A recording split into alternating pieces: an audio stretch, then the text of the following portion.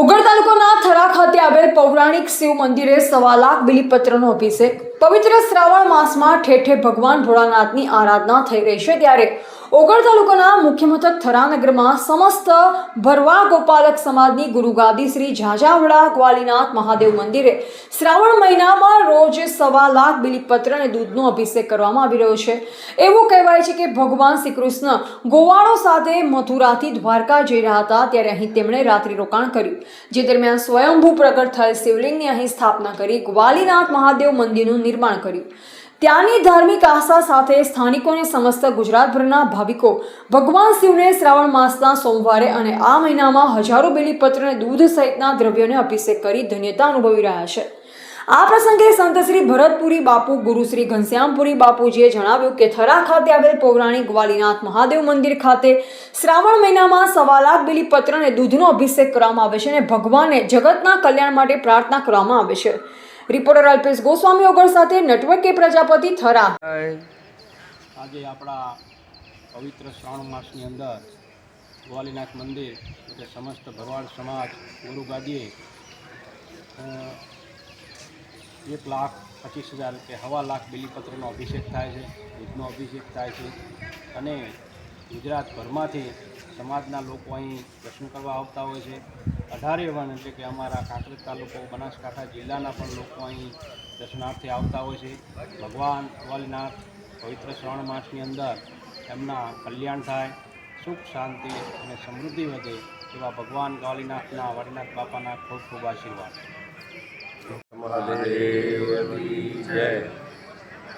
ભારત તો ઠીક છે, પણ આખા વિશ્વનું આપણા ભરવાડ સમાજનું એક આદ્ય સ્થાન ગુરુગાદી, અહીંયા 1008 મહંત બાપુ શ્રી ઘનશ્યામપુરી બાપુ, તેમના શિષ્ય સ્વરૂપે ભરતપુરી બાપુ અને બીજા મહંતો એ ખૂબ પવિત્ર ભાવથી ભગવાન ભોળાનાથની ગ્વાલીનાથ મહાદેવની સેવા કરે છે અને શ્રાવણ મહિનાની અંદરથી સમસ્ત ગુજરાત રાજ્યની અંદરથી અને બીજા રાજ્યોમાંથી પણ આસ્થા અને શ્રદ્ધાને લીધે ભક્તો દર્શન કરવા આવે છે।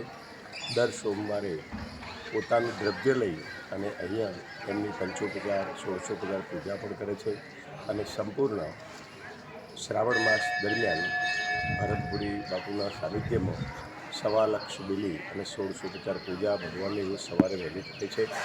12 વાગે સંપૂર્ણ પૂજા પૂરી થાય અને બિલીપત્ર અર્પણ થયા પછી ભગવાનની આરતી થાય છે।